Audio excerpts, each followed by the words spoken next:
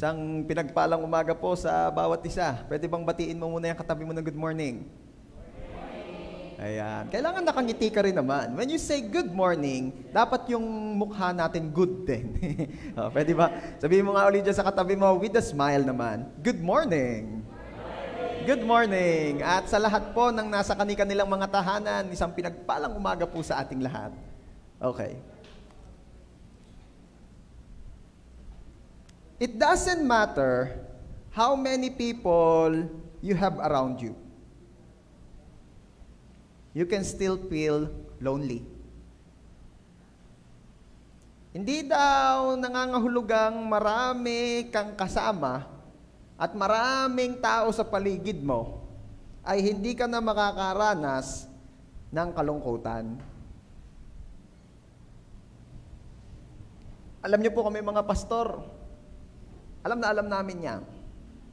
Bakit? Kasi kami po ay isa sa mga taong exposed sa tao. Almost every day po ng buhay namin ay kami ay surrounded ng maraming tao. Physically man o hindi. Bakit? Nagkakandak po tayo ng mga gawain, ng mga services, kagaya nito, mapa-physical, mapa-online. Bumibisita po tayo sa mga pamilya kapag tayo po ay nagkakaroon ng pagkakataon. Nagtitrain tayo ng leaders. Sa madaling salita, nagkakandak tayo ng mga seminars. Kapag may kapatiran na nangangailangan ng prayer, we're praying for them. Either through phone or physically. Kasi ngayon, nagkaroon ng ganong option eh. Online, through phone. Kasi alam niyo yung sitwasyon natin ngayon.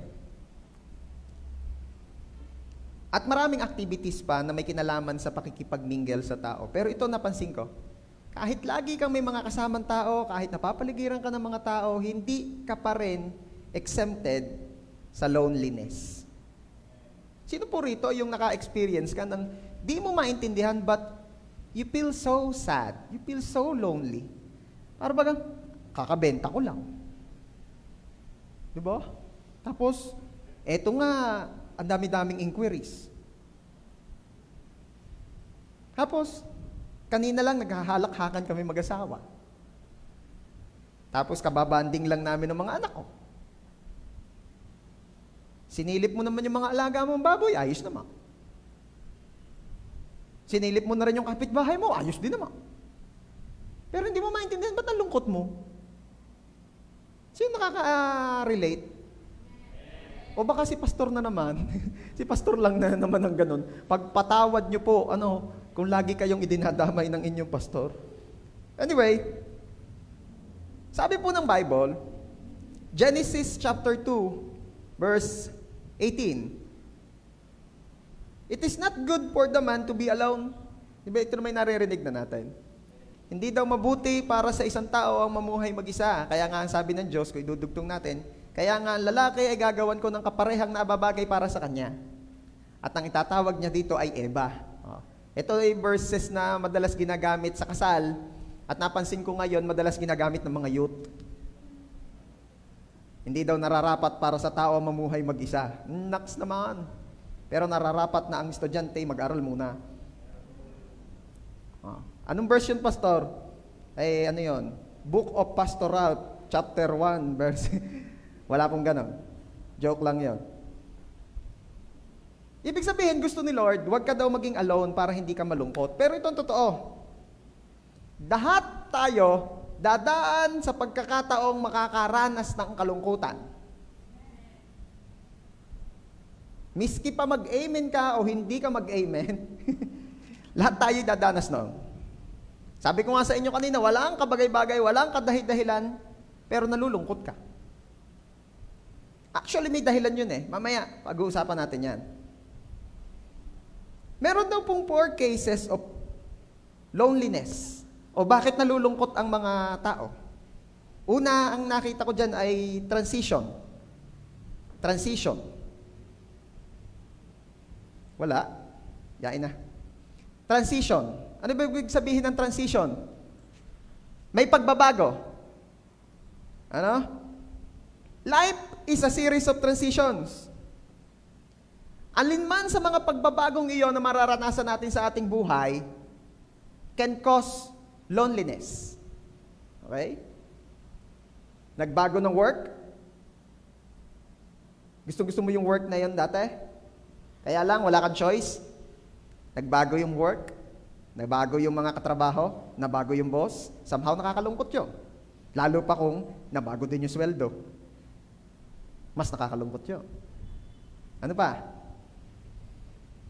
May nagbago sa sweetness ni partner.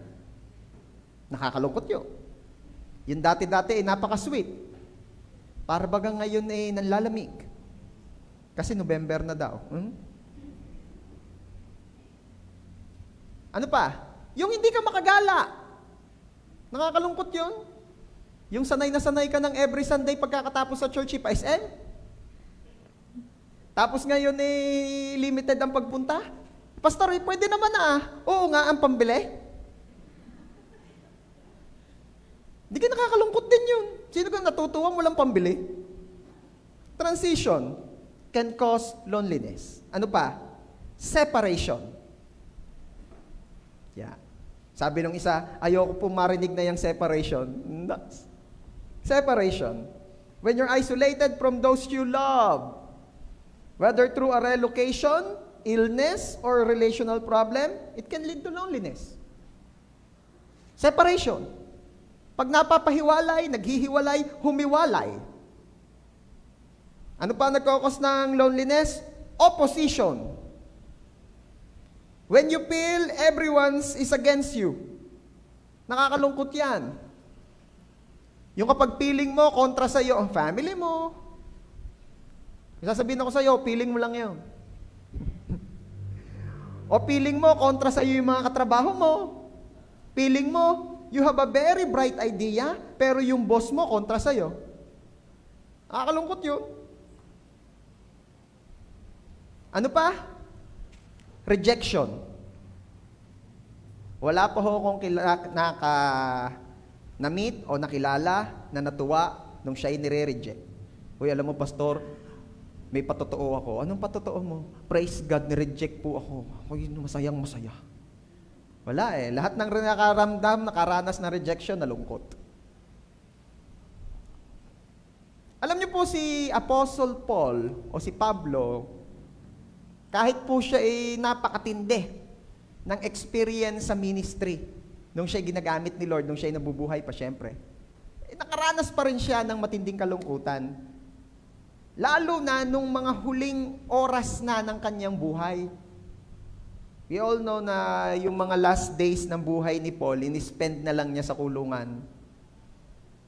Pastor, bakit po lingkod ng Diyos inakulong? Ang crime niya ay dahil pinapakilala niya si Jesus. Higpit na rin. At ang napakadali naman para siya ay maabsuelto, itanggi niya ang sinasabi niya patungkol kay Jesus pero hindi niya ginawa. At pinili niyang yung last days ng buhay niya ay spend niya sa kulungan para kay Jesus. But then again, sabi ko nga sa inyo, napakalungkot no. Sa 2 Timothy po, sa book of 2 Timothy, sinulat niya yon kay Timothy, yun yung mga bilin na niya eh. Bilin na niya sa kanyang apprentice. You know what is apprentice? Bilin na niya sa kanyang susunod. Kumbaga, dinidisciple, tinuturuan, ginaguide. At ito po ay nasulat nung panahon na nag-aamoy bitay na si Paul dahil mainit na siya kay Nero. And as Paul writes the last chapter of that book, Paul is so lonely. Again, napakatinding lingkod ni Lord. Kita natin kung paano gaano katindi ang pagsama at paggamit ng Diyos sa kanyang buhay. Pero, kita nyo naman, nakaranas pa rin ng kalungkutan. Ano ba ang mapapansin natin kapag ang tao ay nakakaranas ng kalungkutan? Paano ba sila mag-respond? Yung iba, nag-chat-chat. Walang ibang message kundi picture lamang ng boting mahaba lieg. At ang re-reply naman ng mga tropa, arats.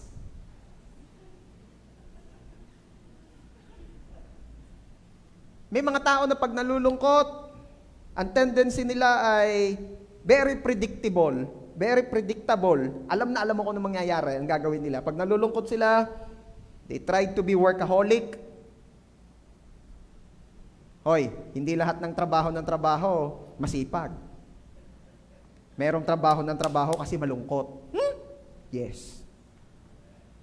Merong trabaho ng trabaho kasi malungkot. Ayaw na niyang bumalik doon sa nagpapalungkot sa kanya, kaya binubugbog na lang niya ang sarili niya sa pagod, sa trabaho, para mamaya tutulog na. Iyan ang katotohanan. Ano pa? Ang mga nalulungkot, nagiging materialistic. Believing na yung mga binibili niya ang magpapasaya sa kanya at makakaalis ng kanyang lungkot. Kaya bibili ng bugambilyang pula, bugambilyang pink, bugambilyang puti, bugambilyang dilaw, bugambilyang orange. Kaya puro na bugambilya, wala nang masuutan sa tinik pa naman niya. Believing, naging plantita daw, believing na yon ang mag-aalis ng kanyang kalungkutan. Ano pa? Substance abuse. Substance abuse. Nagiinom, gumagamit ng mga bagay na somehow ay magbibigay daw sa kanila ng pakiramdam na sila'y nakakaalis pansamantala sa katotohanan ng buhay. At hindi lamang po laging about addiction sa substance, ha? Pwede ring meron taong kaya kain ng kain kasi malungkot. Sabi naman ng isa, malungkot pala lagi ang ate. Tingnan mo din naman, baka naman hindi. Pero merong ganon. Di ba?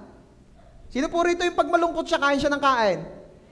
Napansin ko merong mga ganon pag alam kong malungkot Kasi panay ang gala, kumakain sa kung saan-saan, ay malungkot to. Pastor, judgmental ka. Hindi. Kilala ko kasi yung tao. Alam ko ang tendency niya pag nalulungkot siya, kain. Kain ng trip. Kaya pag napansin kong tumataba na, huy, ano ba nagpapalungkot sa'yo? Oh, grabe naman, tumataba na, nagpapalungkot agad. Kasi po, pastor, sasabi na Meron ganon. Ano pa? Affairs. Pag malungkot, nagkakaroon ng mga affairs. And so on. Pero sabi ko nga sa inyo kanina, si Pablo, dumanas ng kalungkutan, pero paano siya nag-respond? And from the book of 2 Timothy, dun po tayo kukuha ng mga aral on how to handle loneliness. At yan po ang title lang i-share ko sa inyo ngayong umaga. Sa biyaya ng Diyos, pag-aralan natin how to handle loneliness. Let's pray. Lord, salamat po. Dahil kayo po ang kalakasan ng aming puso. Salamat, Lord, because we may fail. Ang mga tao, sitwasyon, at bagay sa paligid namin may fail. But there is one truth that always will prevail. And that is, you are the strength of our hearts. Ikaw ang kalakasan ng aming mga puso. Sa umaga pong ito, dalangin namin, as you declared that the Spirit of the Lord ay pumunta, bumuhos sa iyo for you to comfort the broken-hearted.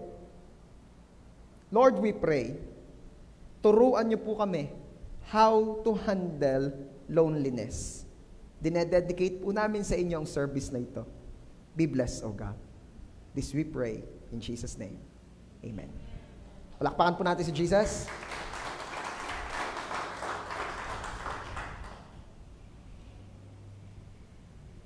Tatlong bagay ang ginawa ni Pablo para ma-handle niya ang kalungkutan na nararanasan niya. Bakit malungkot si Paul? Kasi po, nakakulong siya. Wala pa ako na-encounter na natuwang makulong. At maging yung mga mahal nila sa buhay, hindi rin sila natutuwa. Malungkot po si Paul. At hindi po komportable ang kanyang sitwasyon. Dahil ang kulungan niya ay parang hindi kulungan. Parang mas malapit pa ang itsura sa basurahan. Basa, malamig. Bakit? Kasi ang kulungan po that time ay doon na rin yung pinaka sewage system ng city. Yun na rin ang agusan ng mga dumi. Lahat ng dumeng galing sa bahay, doon naagos. Sa lababo, sa banyo, sa inidoro, name it. Madumi, mabaho, basa, walang kagandahang nakikita. Pero paano po, sa kalagitnaan ng kalungkutang ito ay nag-respond si Paul? Number 1, ginamit niya po ang kanyang oras ng mabuti. So we need to use our time well. Kapag humaharap po tayo sa kalungkutan, gamitin natin ang ating oras, ang ating panahon. Pastor, ang tendency ko po pag nalulungkot ako ganito. Today I swear I'm not doing anything. Ano sunod? I just wanna lay in my bed.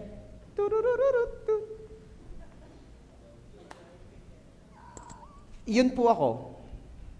Kaya nga alam mo ba, ang isang negative effect ng loneliness sa tao ay ang pagiging unproductive. Pag ang tao nalungkot at nagpadala na sa lungkot, ay siya ka. Wala nang nagagawa yan kadalasan. Again, sabi ko nga sa inyo, may iba't ibang tendencies. Meron nga, sabi ko sa inyo kanina, merong nagiging workaholic. But on the other side of the coin, meron din namang nagiging tamarites. Ano po yung tamarites? Yung po ay pamamaga ng mga katamaran sa katawan. Tamaritis. Tumatamad. Ayaw gumawa. Ayaw kumilos. Bakit? I'm sad. I'm lonely. Tumigil kay bumangon diyan.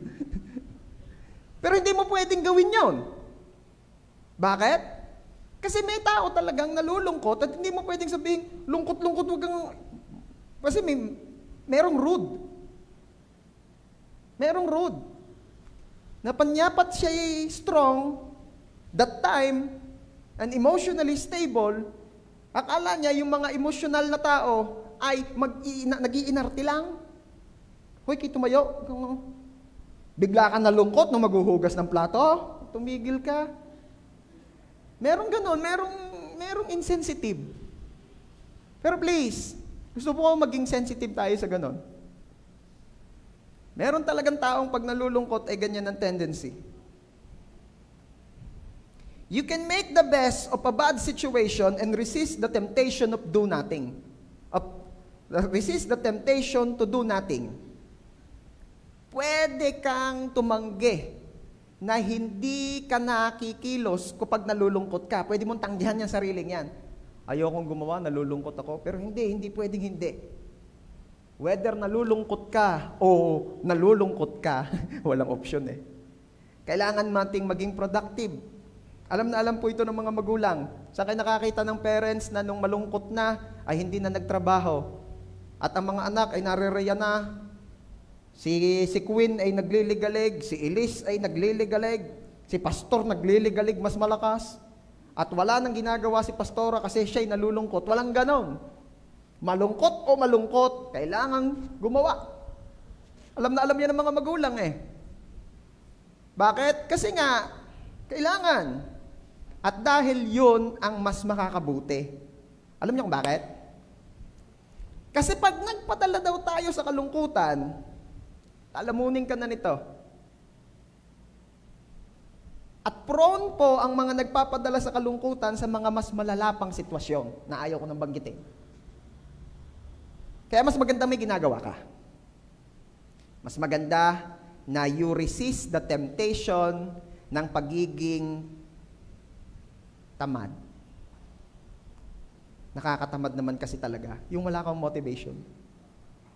Yung nalulungkot ka, lalo pag ang nagpapalungkot sa iyo, yun yung pinagkukunan mo ng motivation.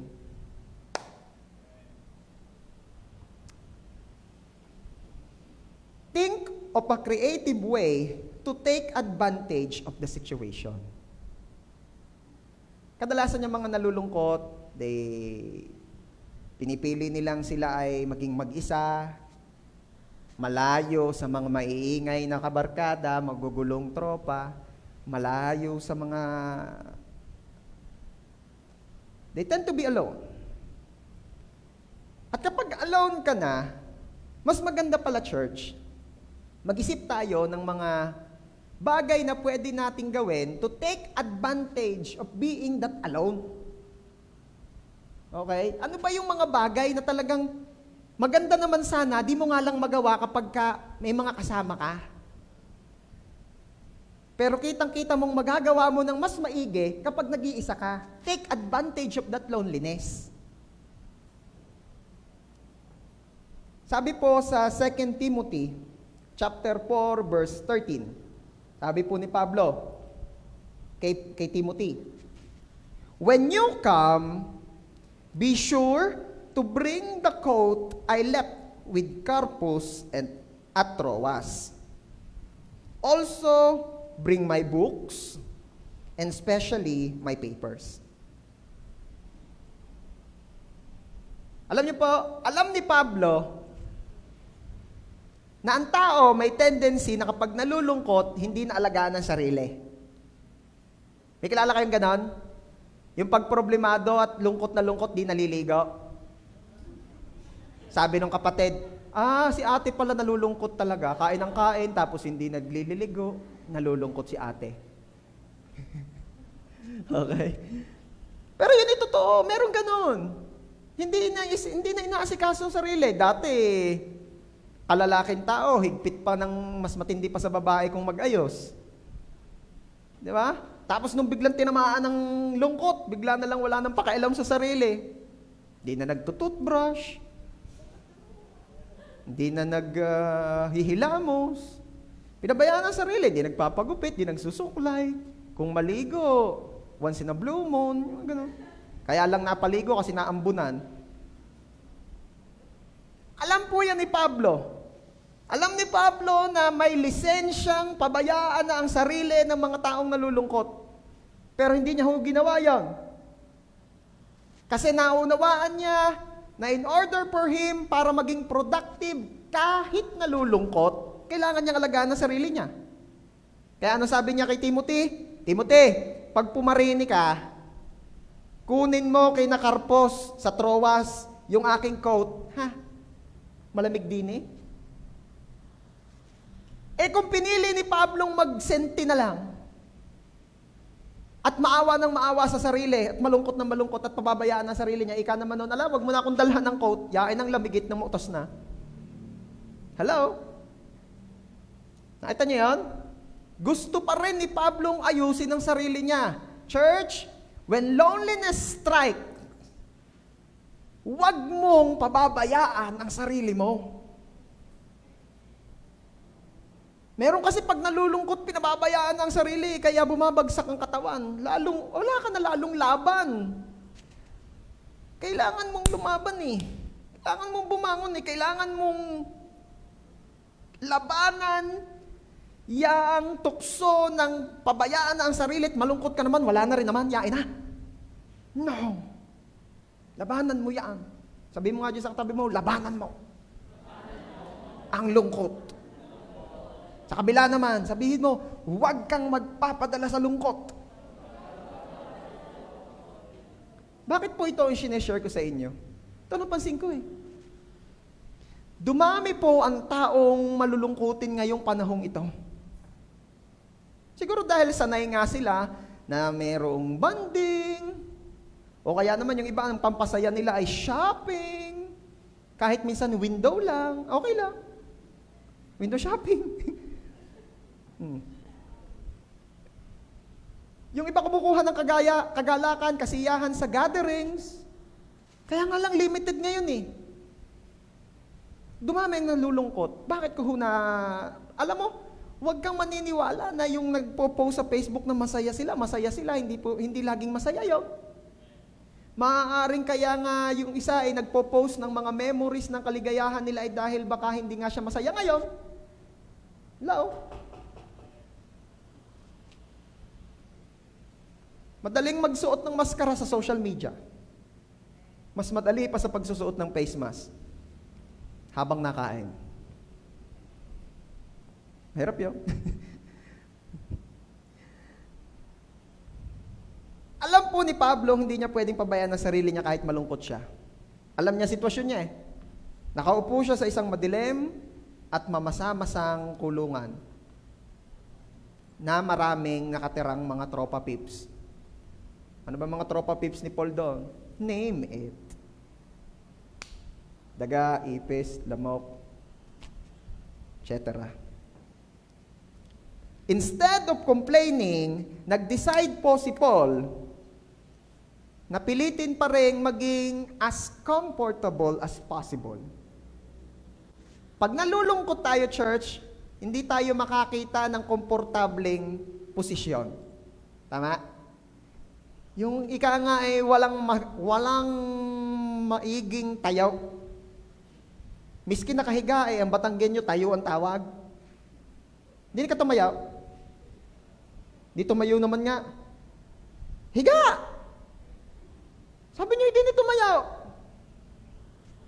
Alala ko noon yung sinugahong naka-experience noong yung tutulog ka sa bukid, ang bahay ay lupa yung baba, tas aakyat ng kaunting hagdan, tapos merong sahig na kawayan, tapos doon naglalatag ng banig, doon tutulog lahat ng apo. Kaya yung mga lolo't lola naman, dinidistribute yung mga apo kung saan pupwisto. Tayo mo, tatayaw, tayaw. Pag hindi Batanggenyo, itatayo lahat yung apo. Sinsay! Dine. Natatawa ka na lang ngayon, no? Kaya nga, ako'y pasalamat kay Lord dahil puro Batanggenyo yung mga kaharap ko rito. Nagkakaintindihan tayo, na? Okay. Yung mga nasa live daw na hindi Batanggenyo, yan ho, yung sa media team po natin, they're doing their best para maglagay ng mga subtitles. Kukumpletuhin po nila yan, lahat po ng languages. Pastor, hindi na makikita mukha mo, ayos lang, mahalaga yung message. Kasi mukha namang asawa ko lang talaga lagi nakatingin sa akin sa live. Asawa ko lang. Minsan tinatanong ko, mahal, anong iyong natutunan dun sa number 2? Ganyan. Marami naman siya natututunan, pero bago siya sumagot, sasabihin niya muna, medyo, ikaw nga ay huwag magpainit, medyo maitim ka dun sa live. Ganun talaga ang mga nagmamahal. Okay. Ano pa ang napansin nyo kay Paul? Ito ginawa niya. Sabi niya, balikan natin yung verse. When you come, sabi niya kay Timothy, be sure to bring the coat I left with Carpus at Troas. Yung second sentence, gusto ko makita niya. Also, bring my books and especially my papers. Pastor, aanhin ka naman ni Paul ang libro at ang papel ay malungkot. Ano yung iiyakan? Hindi. He decides to capitalize on his lack of interruption and study and write. Gusto niyang i-maximize yung pagiging solo niya. Na-imagine ko kung pastor si Paul, gusto niyang ma-maximize yung walang nagpapa-pray, walang nagpapa-mentor, walang tawag ng tawag, walang text ng text, walang chat ng chat, walang kahit anumang distraction. Gusto niyang i-maximize yun para makasulat siya ng mga letters niya na ngayon nasa New Testament na hanggang ngayon tayo ay mga nakikinabang. Alam mo, merong mga bagay na talagang magagawa mo lamang when you're alone. Hello? Ito yung sinasabi ko kanina pa. Kaya I believe that there were times that the Lord will let us experience loneliness again for a purpose. Yung totoo, sino dito mas matitindi ang devotion mo pag malungkot ka? Mas nakakapag-pray ka kapag may kalungkutan kang pinagdadaanan. Sabi nga nung isa alam niyo pastor, nung dumaan ako sa pagsubok, lalo ako na born again. Kaya ang prayer ko, pagsubok pa more Lord.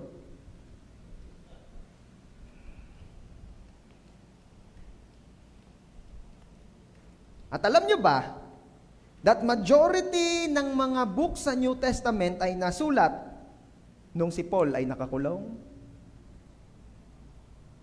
Kasi nga naman kita niyo naman si Paul, di ba, walang katali-tali.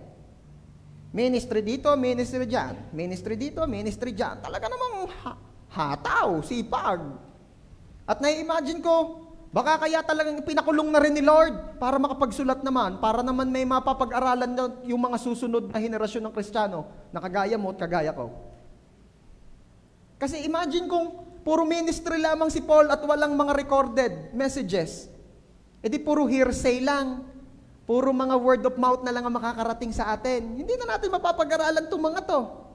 Hindi ko man sinasabing salamat Lord nakulong si Paul.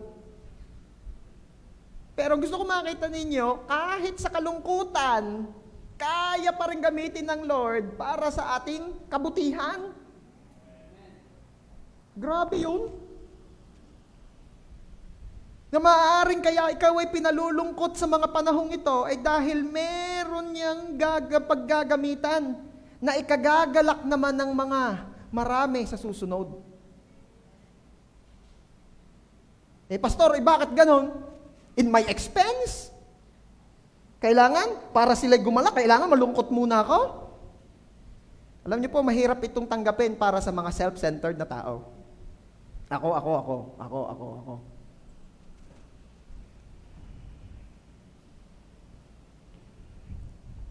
So, when you're feeling lonely,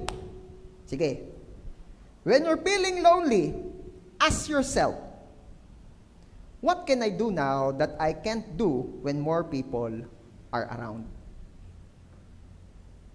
Pag ikaw'y nalulungkot na, sa halip na i-highlight mo sa buhay mo ang kalungkutan mo, ang isipin mo ito. Ngayon ako'y nalulungkot at ako'y feel alone, gusto kong mag-isa. Ano ang pwede kong gawin? Nakapakipakinabang na kung hindi ako ganitong nagso-solo flight ngayon na hindi ko magagawa. Naunawaan niyo gayon? See this season as an opportunity and make the best of your situation. Tingnan mo na itong season na ito ng loneliness is a wonderful opportunity para maging still productive pa rin. Okay? So, yan yung number 1. Paano tayo mag-handle ng loneliness? Use your time well. Number 2, minimize your hurt. Minimize your hurt. Ang mga tao po na nalulungkot, minsan, may nakasakit diyan kaya yan nalulungkot. At kaya minsan, lumalala po ang kalungkutan ay dahil mina-maximize niya, pinalalaki yung sakit. Nire-rehearse, laging nire-recite. Inaway ako ng asawa ko. Nagalmusal. Habang nakain, inaway ako ng asawa ko. Naglalaba. Inaway ako ng asawa ko. Tapos nakita pa, yung damit ng asawa. Inaway mo ko. nagsasampay. Naway ako ng asawa ko. Nakita yung damit ng asawa. Naway mo ako! Mamalan siya. Naway ako ng asawa ko. Yung sunod na yung uniform ng asawa. Naway mo ako, ha? Lalo lang kami mag-aaway. Kaya pagkatapos ng maghapon, pagdating ng asawa galing trabaho, hindi na nagsasalita yung asawa. Mahal, kumusta? Bakit? Naway mo ako. Maghapon, minemeditate. Alam niyo, may mga Kristiyano nagtatanong paano daw mag-meditate ng word. Alam mo na kung paano mag-meditate eh. Pag namumroblema ka at pinroblema mo, at saka pag nagalit ka at ginalit mo sarili mo, yun yung meditation ang tawag. Kaya gagawin mo lang, i-apply mo yung pagpo-focus mong yon sa Word of God at yun ang meditation. Ganun lang naman yun eh. Kaya noon pa, marunong ka na mag-meditate. Galing mo, no? Okay. Galit na galit. Pinalaki. Kaya ang payo po sa atin ay ito, don't rehearse your pain over and over in your mind. Sa halip na ang i-recite mo sa isip mo ay yung pain, magbuti siguro palitan mo ng Bible verse. Araw-araw kang galit. Gawin mong Bible verse yung nire-recite mo sa utak mo. Araw-araw meron kang kabisadong Bible verse. Mas malaking bagay yan. Kaysa naman lagi mong i-recite, galit ako sa asawa ko, galit ako sa asawa ko, o galit ako sa katrabaho ko, galit ako sa katrabaho ko. Hindi, wag mo na i-recite yun, ang i-recite mo eh, the steadfast love of the Lord never ceases. Palitan mo. God will never stop doing good to me. Palitan mo. Galit sa akin ang asawa ko. Palitan mo. Ay, hindi ho. Palitan mo yung nire-rehearse mo. Kayo talaga.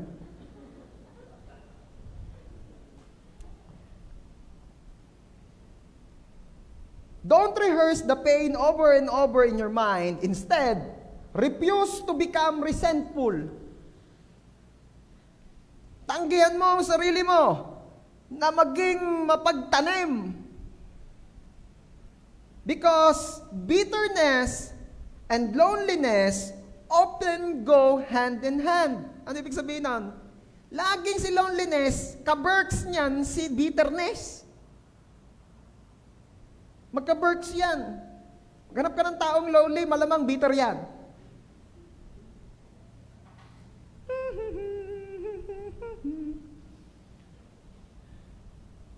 Hindi mo pwedeng hayaan na yung bitterness is maging larger than you. Yung sobrang bitter mo na kahit hindi ka tinitikman ng katabi mo, lasan-lasang bitterness mo.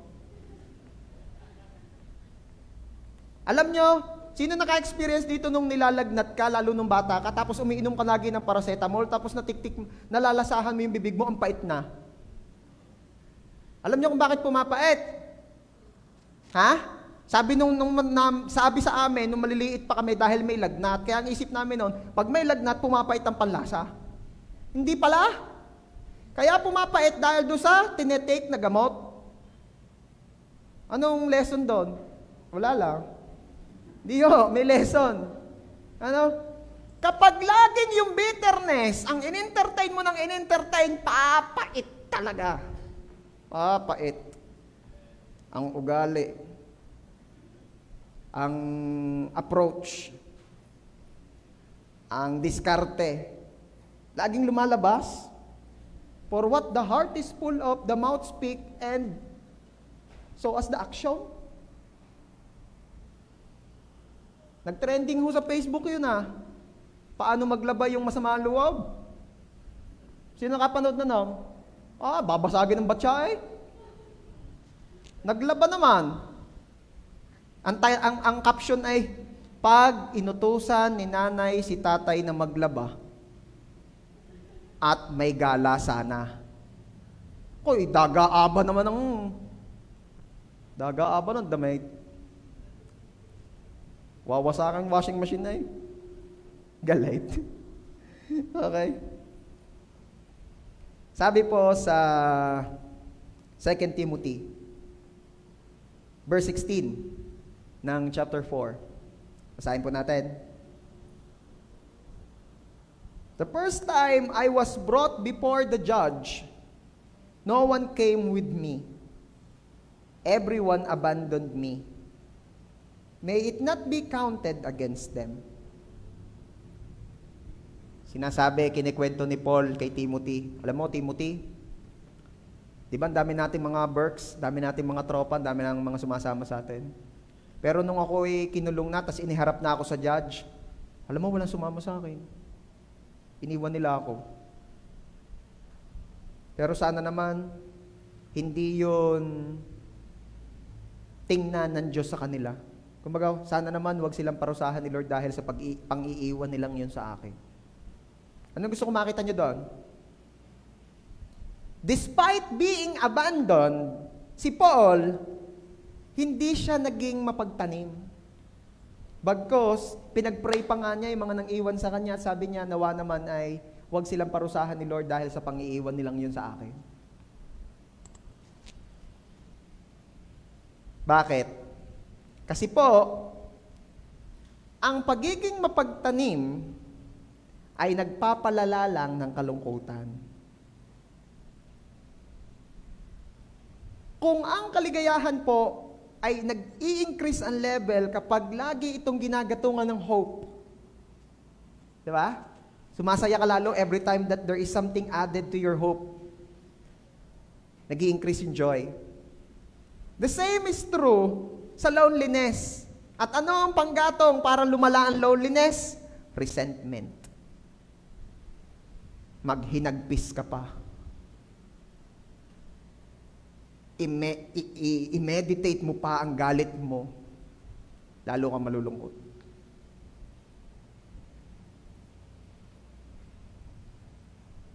At alam niyo po, nakakalungkot dyan, lungkot na nga, nakakalungkot pa, no?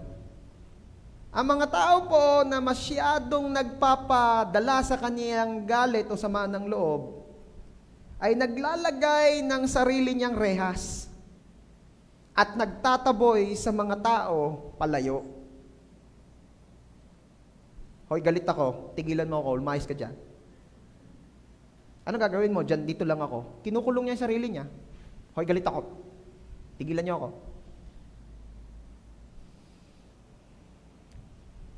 At wala pong may gusto sa taong ganun. Yung ang bilis maasar. Sino ho rito yung nag-i-enjoy na ang kasama niya ay yung mabilis maasar? Mabilis magalit, mainitin ang ulo. Walang may gusto niyan. Anong kailangan gawin? Alisin ang focus sa sarili. The more you live a self-focused life, the more you're prone to loneliness. Yun ang totoo.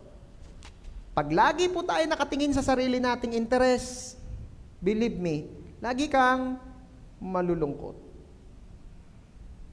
Tuwing nakakalimutan natin that this is not about us, magiging pong prideful ang buhay na ito. Prideful and fearful.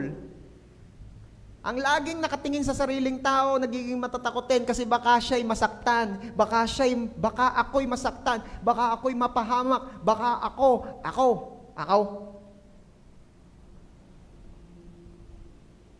At yung mga pakiramdam pong yon, ang laging magbibigay sa'yo ng kalungkutan, tuwing nakatingin ka lagi sa sarili mo. Kaya anong kailangan gawin? Alisin ang tingin sa sarili. 2 Corinthians chapter 4, verse 5, our message is not about ourselves. It is about Jesus Christ as the Lord.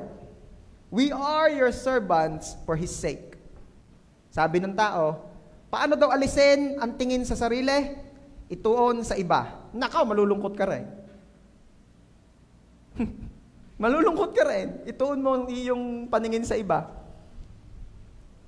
May kilala ko, nag-browse sa Facebook. Masaya pa Masaya pa naman nung una. Nung nakita yung mga nangyari sa mga taga-Cagayan, sino ka namang di malulungkot? Lahat na may nalulungkot Pero iba na napansin ko sa kanya, sobrang na niyang lungkot. Bakit? Kilala kong taong to, hindi to self-centered hindi to lagi nakatingin sa sarili niya Tapos, anong ginawa? Tumitingin siya sa iba. Nalungkot na. Mamaya nagagalit na. Sabi ko, ba't ka nagagalit? Bakit yung daw iba, hindi naman sa baha namatay, sa kuryente? Ano bang ginagawa nung electric cooperative doon? Ba't alam naman pag may bagyo, dapat pinapatay. Dito nga ang Batilik, konting hangin lang, patay agad kuryente wala akong ibig sabihin doon Alam nyo, nung nakita ko yon, yung madaming namatay kaysa sa baha ay sa kuryente, nakita ko at na-convert ko na yung pagpuputol ng Batilik ng kuryente ay love. Diba? Iba na ngayon ang tingin nyo sa Batilik, no? Yes, Batilik cares. Alam niyo yung ginawa ko? Iniba ko. Sa totoo lang, honestly, nung mga nakaraan, nagagalit ako sa Batilik. Sabi ko, ano ba naman niya? Ayoko nang i-detalye yung mga pinagsasabi ko. Pinahiningi ko na ng tawad sa Diyos yun. Ba naman niya? Nakabili na nga ho kami ng generator. Tapos nagkikwenta ako, mahal ng gasto sa gasolina. Hindi ko pa kayang bumitaw sa Batilik. Hindi ko pa kayang bumitaw. Yung magsosolo ka na, hindi ka naasa sa Batilik, good luck. Hindi pa kaya. Pero sa madaling salita, nagalit ako. Tapos nung nakita ko to, sabi ko, ay ganon. Mas madami pa namatay sa kuryente kaysa sa baha. Bigla ako naalala yung Batilik, sabi ko, wow, yun pala yun. Mahal pala tayo ng Batilik. Hindi ako nang ookray yun, hindi ako nang aaning Mahal tayo ng Batilik. Imagine niyo kung gumaya ang Batilik doon sa mga electric corporation doon sa norte. Pag yan gaya nagbabagyuhan na hindi, nagagalit ang mga consumers. Nakukonsume ang consumers. Kailangan wag nating patayin. Tapos napadut-dut nga sa mga baha. Alam niyo yun? Diba? Mahal ka ng Batilik. Anong ginawa ni Pastor? Bigla akong iniba yung isip ko. Nag-declare ako ng blessing sa Batilik. Sabi ko, Lord, i-bless niyo po ang Batilik.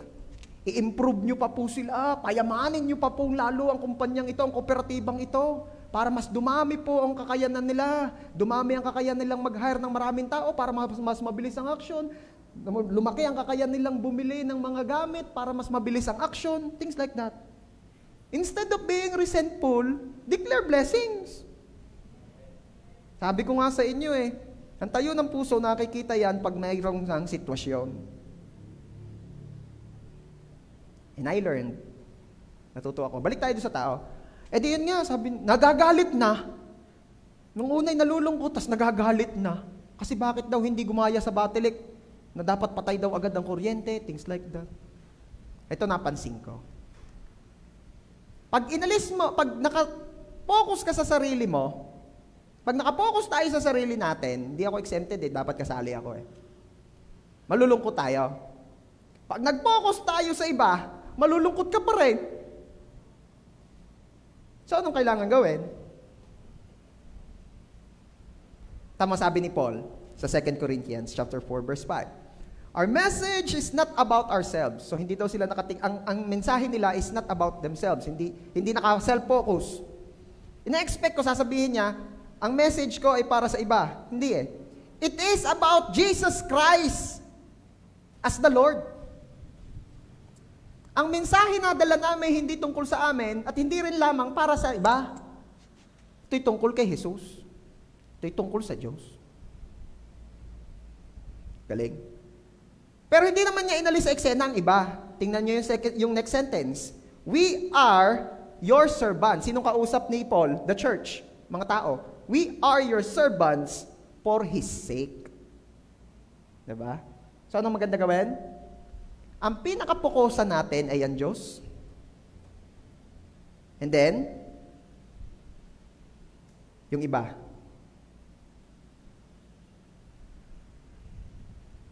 Kasi, kapag hindi natin ito ginawa, pag hindi natin ito nabalanse, yung focus na yan, malulungkot tayo lagi.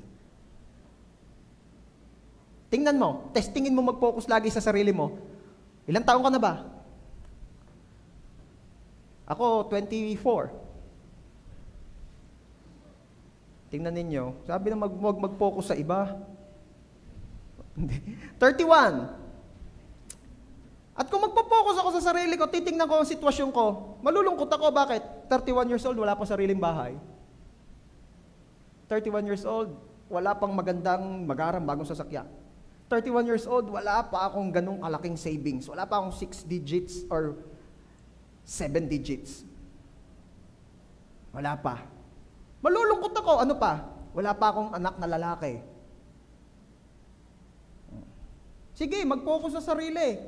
4 na bagay pa lang yan. Malulungkot ka.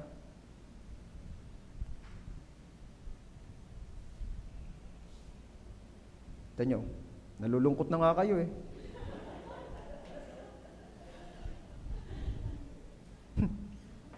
Hindi ako nalulungkot dahil wala pa akong anak na lalaki. Sa gaganda ng anak ko eh. Hindi pagka yung mga yun ay nag-asawa in due time, edi may anak na rin ako lalaki. Gagalingan na nga lang talaga ng mga manliligaw na yun.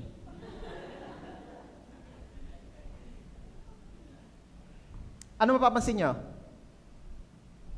Sa society natin, mga kanta, video games, TV shows, news stories, and advertisements, lahat yan ang sinasabi is about self.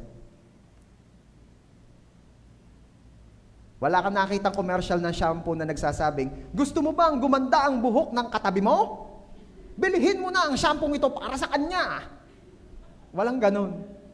Laging, gusto mo bang gumanda ang buhok mo? Gusto mo bang pumuti ang ngipin mo? Bumili ka ng AP24. Magandang pangregalo ngayong Christmas. At kung gusto mo naman na healthy ang Pasko mo, bumili ka ng maraming gulay kina Sister Eileen. Ganun. Hindi nila ako kinausap, ako nagkukusa. Pero bihira yung advertisement eh. Wala kang basta makikitang ang buhay ay hindi mo sigurado. Kaya manigurado, mag-St. Peter, ibili ng St. Peter plan ang kapitbahay mo. Para magkababagman kayo, sigurado na siyang may St. Peter siya. Yung ganun, walang ganon. Walang ganong commercial. Laging self. Hello? Nag-a-agree ka kayo? Naniniwala kayo? Dahil napapansin nyo rin naman eh. Ano pa?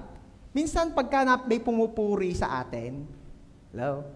Pag may pumupuri sa atin, o kapag ka may nangkikriticize, o kapag ka merong nang misjudge, yung nahusgahan ka, yung pinipilit sa yung ang pogi-pogi mo, hindi naman talaga. Sama kaya sa pakaramdam, no? Hindi ko maintindihan kung yung tawa nyo, tawang nag-a-agree o tawang ano. O merong nagdi-disagree sa'yo, kailangan pala laging ipaalala sa sarili mo, ano, para hindi ka malungkot, kailangan paalala mo sa sarili mo, it's not about me. Kaya, purihin mo ako, it's not about me eh. All glory belongs to God. I-criticize mo ako, it's not about me kasi sino ba naman talaga ang makakapagpangiti sa lahat? You can't please everyone. Pag minisjudge ka, or ikaw ay alam mo yun? Because kapag nag-focus tayo sa sarili natin, talagang lagi kang malulungkot. May sasabihin ako sa inyo. God is always more interested in why you're doing what you're doing. Parang nandyan yun. Isa pa. Wala dyan? Okay, yain na. God is always more interested in why you're doing what you're doing than He is in what you're actually doing. Ang Diyos ay mas interesado sa kung bakit mo ginagawa ang isang bagay kaysa doon sa ginagawa mo. Mas interesado siya sa bakit kaysa doon sa ano. Bakit mo ba ginagawa yan? Hindi ka tatanungin ng Diyos kung ano ang ginagawa mo. Kasi alam naman niya ginagawa mo eh. Ang gusto lang niyang maging malinaw, bakit mo yan ginagawa? Okay? Because He cares about the motivations of your heart. Bakit? Kasi kung ano yung ginagawa natin, kung ano yung motivation sa ginagawa natin, yun ang magdedetermine kung gaano katatagal dyan sa ginagawa mo. Ay, ano naman connection niya sa pinag-aaralan natin, Pastor? Kasi nga, kung yung isang bagay ay ginagawa mo para sa sarili mo, believe me, hindi yan magtatagal. Kasi, whenever someone is doing something para sa sarili lang niya, maya-maya patitigil na yan kasi nga, malulungkot na siya, madi-discourage na. Kaya kailangan po magkaroon tayo ng mas mataas na motivation sa ating mga ginagawa. Mas mataas na pagpupukusan, pagkukunan ng lakas, kaya gumagawa tayo ng isang bagay. So we need to focus on God and to others. Look outward and not inward.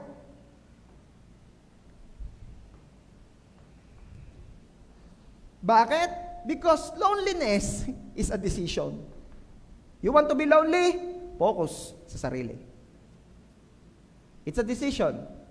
Ikaw magdi-decide. Gusto mo malungkot? Mag-focus ka sa sarili mo. Hindi nila ako maintindihan, kinokontra nila ako. Malulungkot ka. Focus sa sarili. Kaya, loneliness is a decision.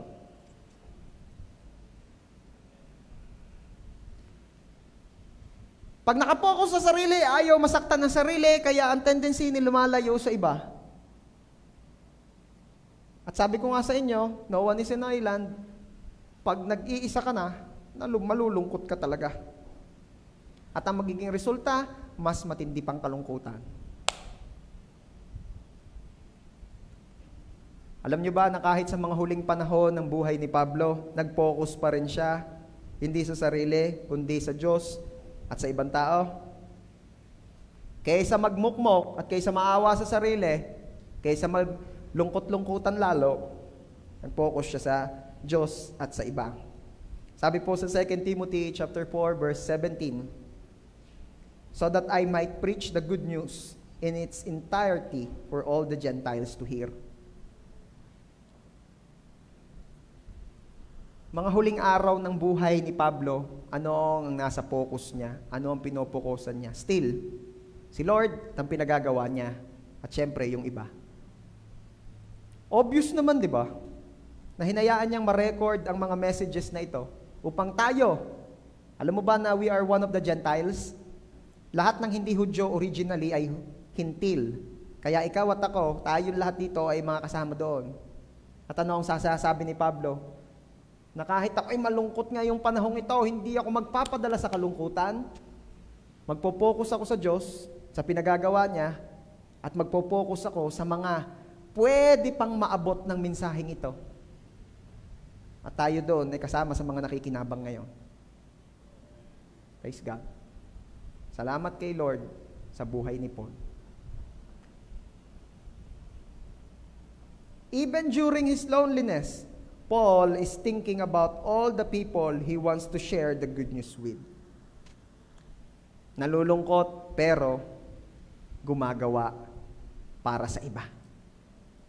Alam niyo, napakaganda ng example niya ni si Jesus. There was a story in the Bible kung saan nung si Jesus po ay nagmi-minister ng maraming tao. Merong isang disciple na lumapit sa kanya at binulungan siya. Jesus, patay na po si John. John ano? John the Baptist.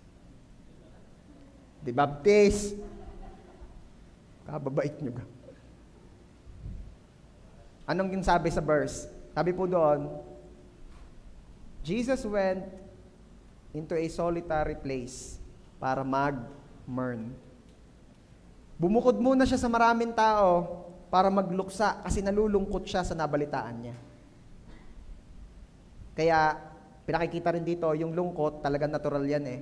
At talagang yan ipagdadaanan. At maganda yung lungkot, idinadaos. Kagaya ni Jesus, idinaos niya yung lungkot niya eh. Hindi siya nagkunyari, okay lang yan, okay lang yan. Namatay na si John, okay, ayos lang yan, mamamatay naman talaga lahat eh, ayos lang yan. Hindi siya nagkunyari, talagang bumukod siya at siya'y nagluksa. Pero hindi siya nanatiling nagluluksa. Ito napansin ko eh. Sabi po dun sa verse, and when Jesus saw, nung nakita daw ni Jesus ang mga tao, na parang mga tupang walang pastol, na nangangailangan ng tulong, anong sabi? Nagkaroon daw ng matinding compassion sa puso si Jesus, kaya tinapos na niya yung kanyang pagluluksa, at nag-minister na uli siya. Kaya pinagaling na uli niya yung mga may sakit, pinag-pray niya yung mga nangangailangan ng prayer, at nag-share siya ng patungkol sa gospel. Ano gusto kong makita niyo doon? Si Jesus po ay very good example. Pinakikita niya na oo nga, time will come, dadaan tayo sa kalungkutan. Hindi masamang malungkot, hindi masamang iraos yan, pero wag kang mananatiling nalulungkot na lang. Ang dami pang nangangailangan sa'yo. Huwag mong akalaing walang nangangailangan sa'yo, kaya malulungkot na lang ako, tiisipin ko na lang ang sarili ko. No, marami kang pwedeng maapektuhan. Marami kang pwedeng maabot. Marami ang pwedeng mabless sa pamamagitan mo. Kaya kapatid, again, di kita pinagbabawalang malungkot. Sige, daanan mo yan. Pero wag mong tambayan. Huwag ka manatiling nandyan. Huwag ka nanatiling nalulungkot. Still, kaya ka pa rin gamitin ni Lord to bless so many people. Huwag kang okay lang malungkot. Huwag mo lang tambayan. Pwede bang itap mo ang balikat ng katabi mo? Baka nalulungkot yan. Di mo alam eh. Sabihin mo na lang, okay lang malungkot, huwag mo lang tambayan. Marami pa ang nangangailangan. Pwede silang mabless sa pamamagitan mo. Believe me.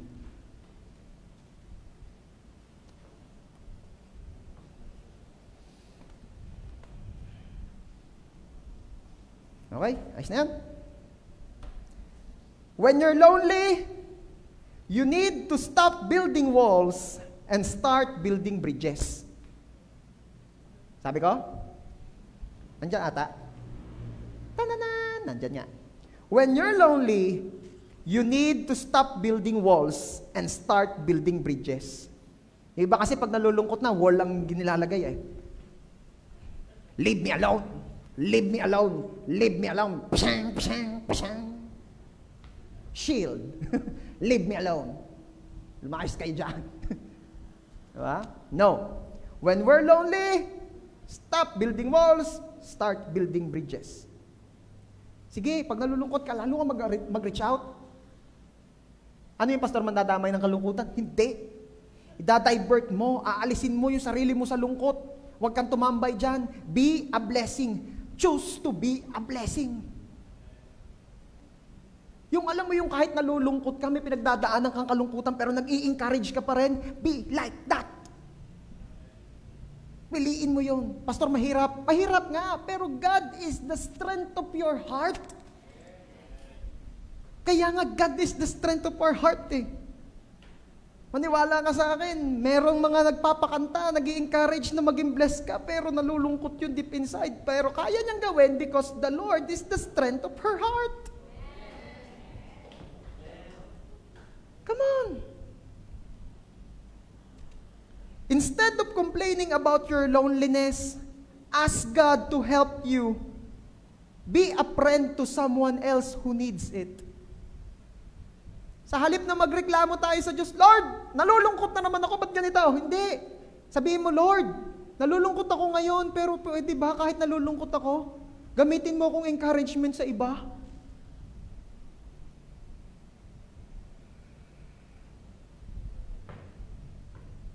At ito ang katotohanan. Ang kalungkutan ay pagpapakita lamang o pagpapatotoo lang lalo na hindi ka nag-iisa kasama mo ang Diyos. At ito ang number 3. Pag loneliness ay bumagsak na sa'yo, dadatnan ka ng kalungkutan, anong dapat mong maalala? Recognize God's presence in your life, in your situation. Sabi nga ay, you are not alone. Because, hindi dahil may mga multo, November, no. You are not alone because God is with you. The best way to defeat discouragement and loneliness in life is to remember how much God loves you and to stay focused on the truth. Ang pinakamagandang paraan para talunin yang kalungkutan, yang discouragement, name it, ay laging ipaalala sa sarili constantly na mahal ako ng Diyos, na mahal ka ng Diyos, at mag-focus ka sa katotohanan yon. Pwede ba sabihin nating lahat, mahal ako ng Diyos?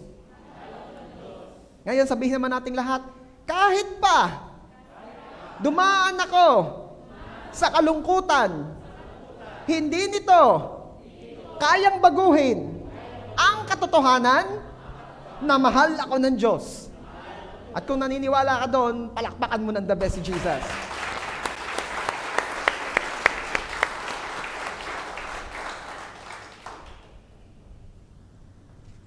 Alam mo kung saan mas malapit ang Diyos? Kung kailan mas malapit ang Diyos sa'yo? Kapag malungkot ka.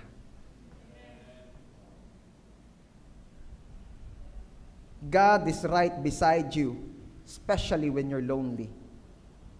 Sabi po sa verse 17 ng 2 Timothy, but the Lord stood with me and gave me strength. Diba? Yung unang part nun, sabi, kinikwento niya kay Timothy Alam mo, Timothy, nung humarap na ako sa judge, walang sumama sa akin. Iniwan nila akong lahat. Pero sana yung pang-iiwan nilang yon ay hindi gamitin ng Lord sa kanila against them. At ito yung sunod na sentence. Pero alam mo, sinamahan ako ng Diyos at binigyan niya ako ng kalakasan.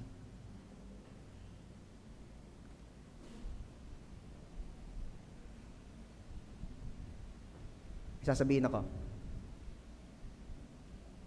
whether or not you feel God's presence in your life, especially when you're lonely, it doesn't matter.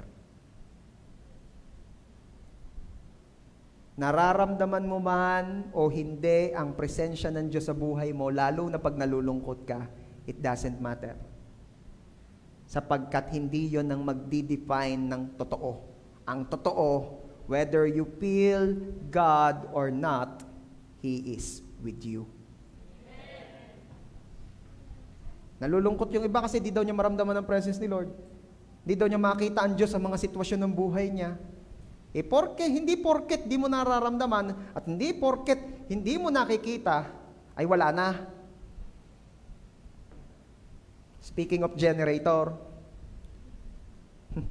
kami po kasi nagre-research mag-asawa patungkol sa generator. Siyempre, pag bumili ka ng isang gamit, hindi naman basta-basta gagamit ka lang. Dapat nakakapagbasa-basa ka din. Yan pala daw generator, nag-i-emit ng carbon monoxide. And what is a carbon monoxide? Ang carbon monoxide daw po ay isang poisonous gas na walang amoy at hindi mo makikita. Kaya very dangerous daw pala yan. Kaya ang talagang sinasabi nila, pag nag-install ka ng generator, dapat malayo sa bahay. Kasi delikado daw yan kapag yan naiipon, tapos pumasok sa kwarto. Alam mo yun? Nakakalason, nakakamatay. Okay, bakit ko yun binabanggit? Hindi para bumili kayo ng generator, because Battelec cares nga eh. Sinasabi ko lang yon kasi, nung una, para bagang sabi ko, wala naman eh. Wala naman akong, nag-aamoy usok ga? Hindi naman nag-aamoy usok, kaya kung may hangang-hangang, hindi mo nag-aamoy usok. Yung pala sadyang walang amoy. O nangingitim ka yung paligid. Dahil yun ang ini-imagine ko, yung generator yung nagbubuga ng usok na maitim, tapos maamoy. Wala rin naman akong nakitang nagbi-build up ng usok. Wala naman. Sabi ko, ayos. Yung pala, yung carbon monoxide, walang amoy, at colorless and odorless. Naakala mo wala pero andyan. Ano? Ano lesson? Bumili ng generator? Hindi.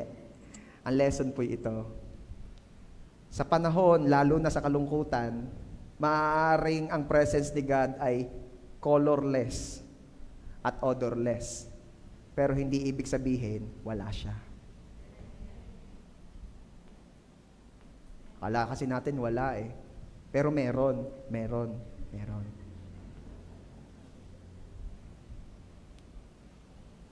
Ano pa?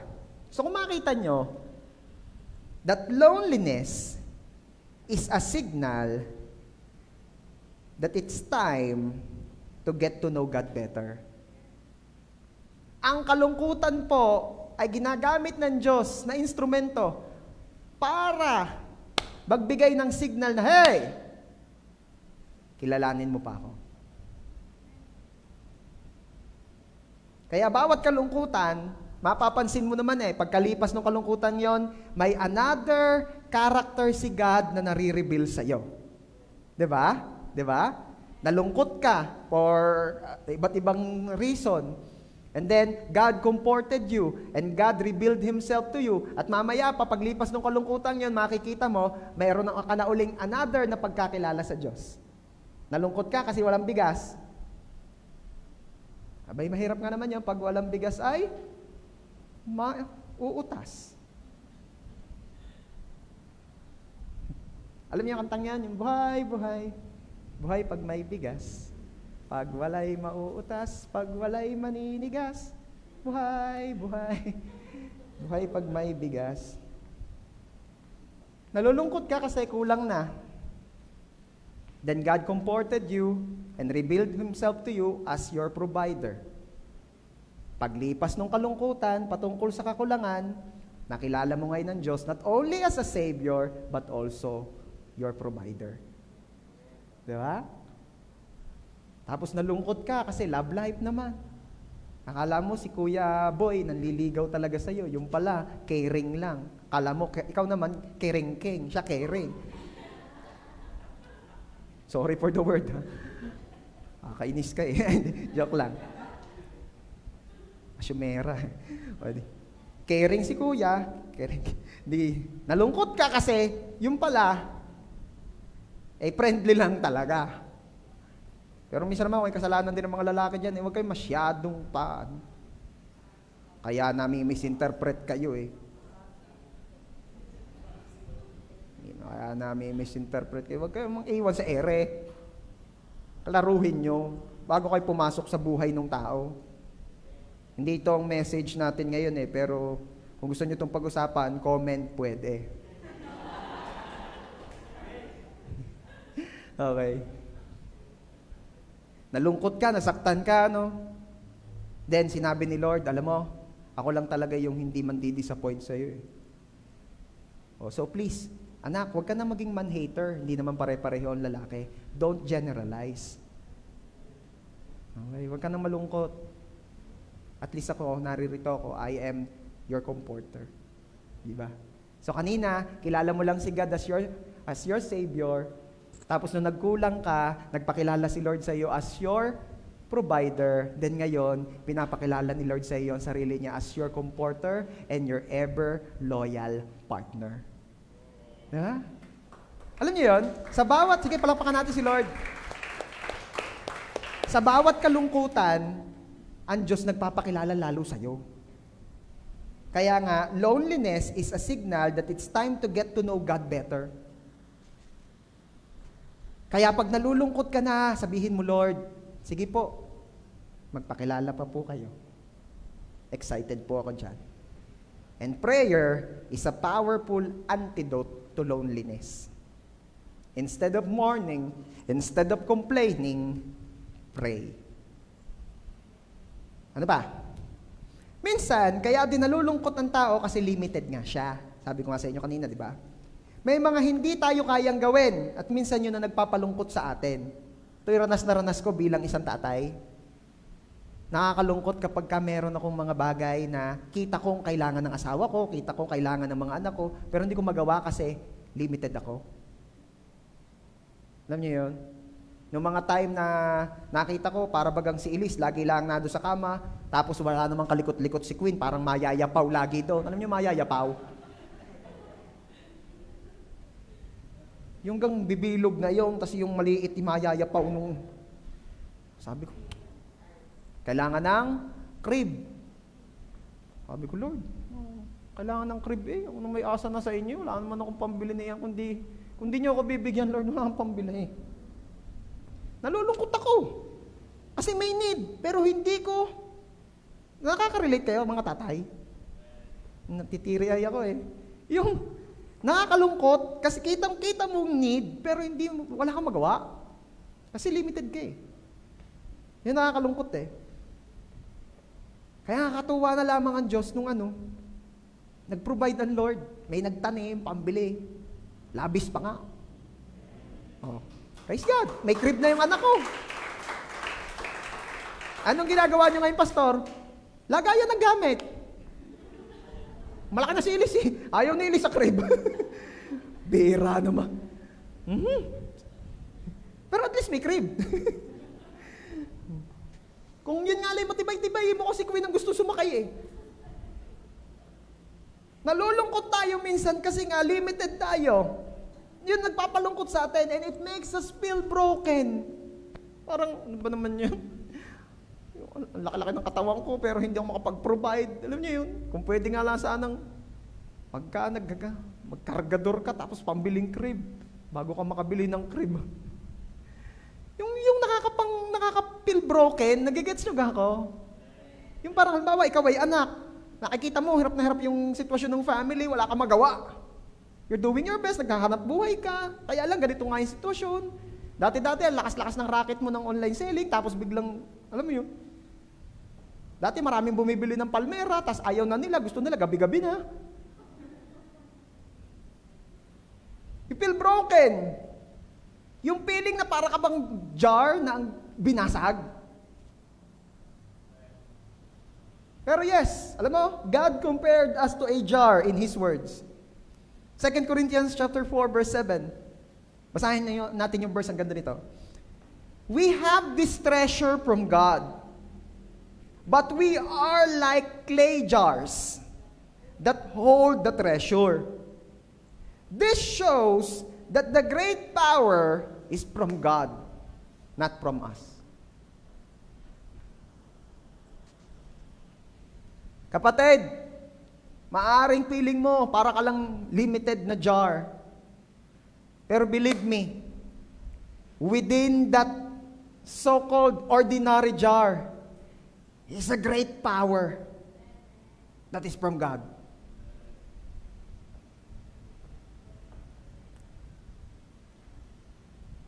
Kapag pagod ka na, kaababraso sa buhay na ito, tuhudin mo na. Ano yung ibig sabihin, Pastor?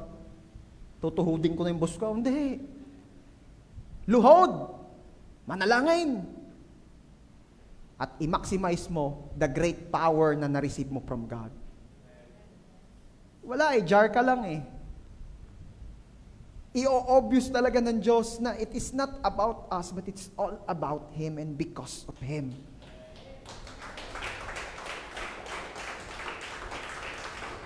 Na kung babalikan nga natin yung kinikwento ko sa inyo kanina, malulungkot talaga ako. Walang pambili ng crib. Nag-check ako sa internet, lalo kong nalungkot, kamahal pala ng crib. Naisip ko manguha na lang ng kawayan para tangkal na naman ng kawawa naman ng anak ko doon, masalabsog pa. Hindi papayag ang aking asawa na ko. Kaaway kami. Kaya lang hindi ko lang masabi, wala kang pambili, ano kang gagawin? May savings naman, kaya lang di kayo kahirap naman. Savings na nga eh. Kaya nga savings, isi-save. Mukhang mapapahamak eh. Pero, thank God, may nag-provide. Si Lord ang nag-provide. Okay? And I am declaring na lahat na nakakaramdam dito na siya'y limited, pero gustong-gusto niya maging blessing, gustong-gusto niya makatulong, gusto mo maging blessing, pero limited ka, I am declaring that the Lord will bless you. That the Lord will enable you not just to be blessed, but to be a blessing. Kung gusto mo yon, receive it in Jesus' name. Recognizing God's presence in your life helps us to understand na in our limitations, si Lord ang ating kalakasan. In our weakness, dun siya malakas. Okay? Ano pa? Recognizing God's presence in your life redefines your purpose in life. Pag naunawaan mo, naalala mo, na si Lord ay kasama mo, ipapaalala din ito kung ano ba talaga ang purpose ng buhay mo. Nakapag-aware po tayo that we're living this life not on our own, but with God and for God, magkakaroon po tayo ng mas mataas na dahilan or motivation sa ating mga ginagawa. Sabi ko nga sa inyo kanina, doing something out of self-centered motivations will lead us to loneliness. But, kapag ang naging motivation natin to do something, dahil ang naging motivation natin ay para kay God, alam niyo yun? Na ang naging intention natin sa ginagawa natin ay para ma-advance ang gospel at mag-glorify palalo si Lord. Makikita mo, grabe yung encouragement, yung strength, at yung joy na ibubuhos ni Lord sa iyo. Sabi po, sa 2 Corinthians chapter 4, verse 1, it is God Himself, in His mercy, who has given us this wonderful work of telling His good news to others, and so we never give up. Bakit daw hindi nakakaramdam ng discouragement sina Paul? Bakit daw di sila nag-give up? Kasi, ang ginagawa nila ay kung ano yung pinagagawa talaga ni Lord. Kung ano talaga yung intention ng Diyos sa pagkalikha sa kanila, yun ang ginagawa niya. Kaya hindi siya nadadala ng loneliness. So that they never give up daw. Bakit? Dahil ang ginagawa nila yung pinagagawa ni Lord. What is your purpose? Malamang, kaya ka malungkot, malayo ka sa purpose mo. Malamang, kaya nakaka-experience ka ng kalungkutan, kasi hindi yung intensyon talaga ng Diyos, kaya ka nilikha ang ginagawa mo. Or malayo doon. Alam niyo, isa sa pinakamahirap gawin ng tao, yung magkunyari. Mahirap yan. Magkunyaring mayaman, mabubulgar din naman yan eh. Nakita nyo, yung mga nag-trending sa social media, nakikita nilang mayaman sila, yung pala naman eh, yung mga sasakyan, sa boss pala niya yun. Yung ganun. O kaya yung nagpipicture ng maraming pera, yung pala, tagapagdala pala siya ng pera ng kumpanya nila. Pala'y tagadala sa bangko, taga-deposit. Nagpipicture muna. Kunyari mayaman. Napakahirap magkunyari. Yung nagkukunyari kang pogi, hirap yun. Nothing is more discouraging than trying to be something you're not. Kaya alam mo, nalulungkot ang tao kapag nilikha siya ng Diyos para gawin ang kalooban ng Diyos pero hindi niya ginagawa yon. Malayo siya sa purpose niya. Nalulungkot. Ano pa? Discouraging din daw yung trying to please everybody. Good luck. Nakakalungkot din pong pangiti ng lahat. Hindi naman mangyayari yan. Bakit? Even God can please everyone. Napansin nyo? Kaya wag mo akalaing kaya nating i-please lahat. Kasi kahit si Lord, di niya kayang i-please lahat. Bigyan ko ng example. Yung meron nagpe-pray na umulan at meron din namang nagpe-pray na sana iwag umulan. Yung may nagpe-pray na sana ay mawalan ng pasok at meron din nagpe-pray na sana wag mawalan ng pasok. Hindi kayang i-please ni God lahat. So are we. Kaya, sa mga man-pleaser dyan, wake up. Malulungkot ka lang pag pinilit mo yan.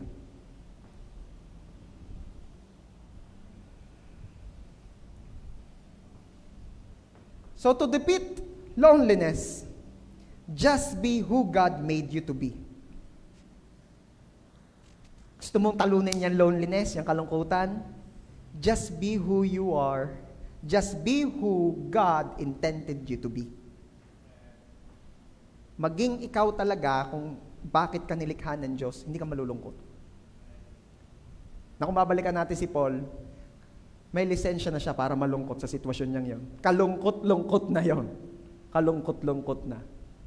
Pero ano ang sabi niya in one of his letters? Rejoice! Again, I tell you, rejoice.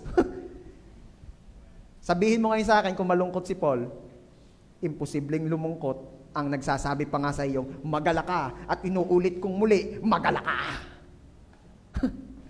Saan galing yung abnormal na joy na meron si Paul?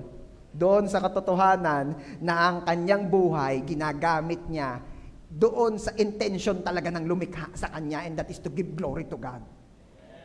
Bottom line nito, church, gusto mo makaiwas sa kalungkutan? Live for God's glory.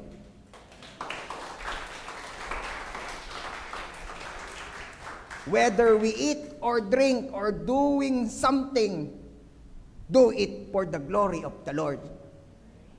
Pastor, wala naman sinabi dong whether you work Wala naman sinabi dong whether you are studying Ang sabi lang, whether you eat or drink, do it for the glory of God. Bakit eat at drink lang ang sinabi doon? Kasi yun ang pinaka-usual na ginagawa ng mga tao at walang nakakaligtas doon. Dahil lahat ng tao kumakain, umiinom.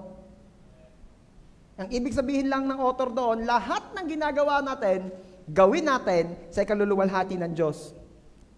Pastor, hindi na malulungkot, hindi na makaka-experience ng kalungkutan. Hindi ko sinasabing magiging exempted ka. Pero in spite, amidst ng kalungkutan, if you are living for God's glory, doon ka makaka-experience ngayon ng peace and joy that surpasses, sabi ng Bible, na lumalampas pa sa anumang mga pangunawa. Yun yung sinasabi ko sa inyo kaninang meron si Paul, abnormal na joy. Okay lang maging abnormal. Basta yung kagalakan na galing sa Diyos. Yung hindi na normal hindi naman porket abnormal, may sakit Ibig ko lang sabihin doon, beyond normal. Beyond normal. Praise God. So ngayon, as we end, tatanungin ko ulit kayo, church, maging ang mga nasa inyong mga tahanan, gusto mo bang makaranas ng buhay na bagamat may kalungkutan, ay hindi ka nagagapi nito? Live a life na nagbibigay ng luwalhati sa Diyos. Live a life according sa purpose ng lumikha sa iyo. Come on. Pwede ba? Tayong lahat ay tumayo ngayon. Pwede bang palakpakan mo ng the best si Jesus ngayon? Kanina, sabi ko sa inyo, nakaka-discourage yung i-please ang tao. Ibig sabihin, if we're pleasing God, hindi yan nakakalungkot. So ngayon, kakantahan natin si God. Kakantahan natin yung the best na worship na pwede nating ibigay sa Kanya. Okay? The best. Sasabihin mo sa Kanya na, Lord, yes, dumadanas po ako ng kalungkutan. Nakakadanas ako ng kalungkutan, pero you are the strength of our heart. Ano? Hindi yan malungkot. Loneliness na nga, malulungkot din ba? Hindi yan. God is the strength of my heart. Hallelujah. Come on, tapos sa palakpak para kay Jesus. Woo! Pwede ba sabihin natin ngayon, God is the strength of my heart. Come on, sabihin natin, God is the strength of my heart. God is the strength of my heart.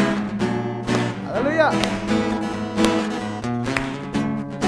Lahat ng may kalungkutan na pinagdadaanan ngayon, kalimutan mo na muna yan. Sabihin mo ngayon.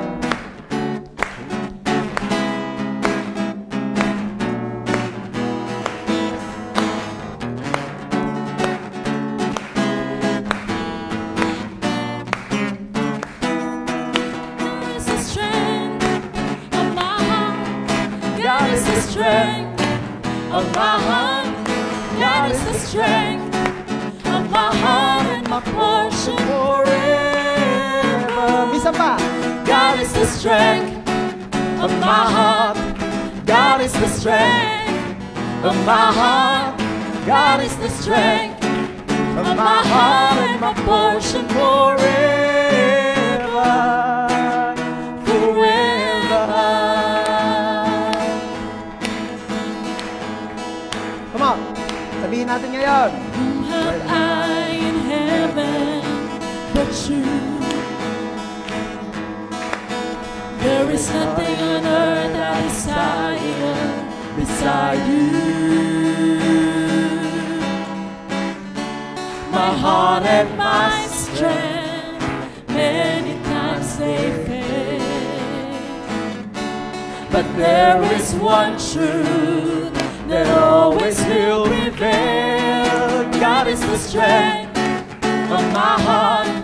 God is the strength of my heart. God is the strength of my heart and my portion forever. God is the strength. God is the strength of my heart. God is the strength of my heart. God is the strength of my heart and my portion forever. Forever. Isan pa. Sabihin natin kay Lord. Whom have I in heaven but you? There is nothing on earth I There desire. is nothing on earth I desire beside you. My heart and my strength, many times they fail. Oh. But there is one truth that always will prevail. God is the strength of my heart. Come on. God is the strength of my heart. God is the strength of my heart and my portion forever. Isan pa. God is the strength of my heart. God is the strength of my heart. God is the strength of my heart and my portion forever. Ngayon, pakinggan natin ang mga kalalakihan. God is the strength of my heart. God is the strength of my heart. Come on! God is the strength of my heart and my portion forever. This time, mga kababaihan naman, sabihin mo. God is the strength Oh, oh. of my heart. God is the strength of my heart. God is the strength of my heart and my portion forever. All together now. God is the strength of my heart. God is the strength of my heart. God is the strength of my heart and my portion forever. Forever. Forever. Forever. Come on, the best na palakpak po para kay Jesus. Oh, you are the strength of my heart. You are the strength of my heart, oh Lord. Hallelujah. Woo! Thank you, God. Thank you, Lord. Let me pray for you, church. Father, truly, you are the strength of our hearts. Ikaw ang kalakasan ng aming mga puso. Lord, I pray na sa lahat ng dumadaan sa kalungkutan at sa lahat na dadating yung time ay dadaan sa kalungkutan, Lord, we pray, paalala niyo po sa amin paramdam niyo po sa amin na ikaw ang kalakasan ng aming mga puso. I am declaring in the name of Jesus na lahat ng dadaan sa kalungkutan ay makakatagpo ng kalakasan na nagbubuhat sa Diyos. I am declaring God's comfort in Jesus' name. I am declaring, maging sa mga kapatid naming naapektuhan ng mga nagdaang bagyo, I am declaring that God will be the strength of your heart in Jesus' name. I am declaring restoration. I am declaring provision. I am declaring uncommon favor in Jesus' name. And most of all, Lord, I am declaring that your obvious presence, yung obvious na pagsama mo, ang mararamdam at mararanasan nilang lahat. In Jesus' name.